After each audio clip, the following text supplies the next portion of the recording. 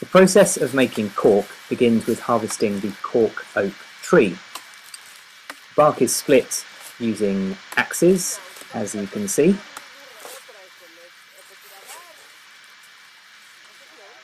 And when the cutting is complete, an entire plank of cork can be removed without harming the tree, and it takes a minimum of 9 years before a tree can be harvested again.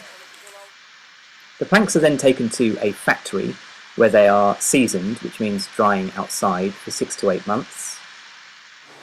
And when they're ready, they're stacked on these steel pallets, ready for boiling in these boilers here.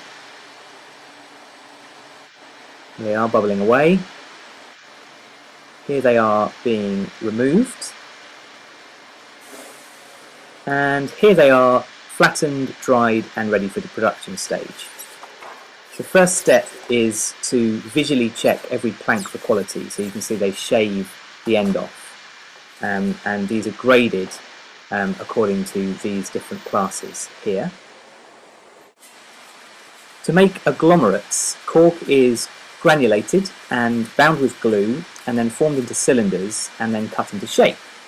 And this is called the extrusion process.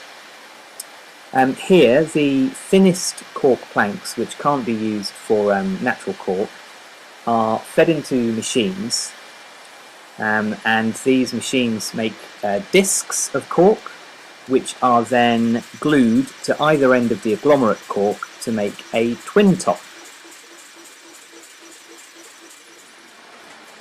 The alternative way of making agglomerate corks is to take the granules and punch them into shape, as you can see there.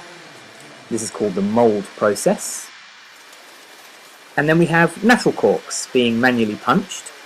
You can see this operator leaves a gap because he sees blemishes in the cork there. Natural corks can also be punched by robots. These get the maximum usage from each section, but they don't discriminate on quality like a human operator.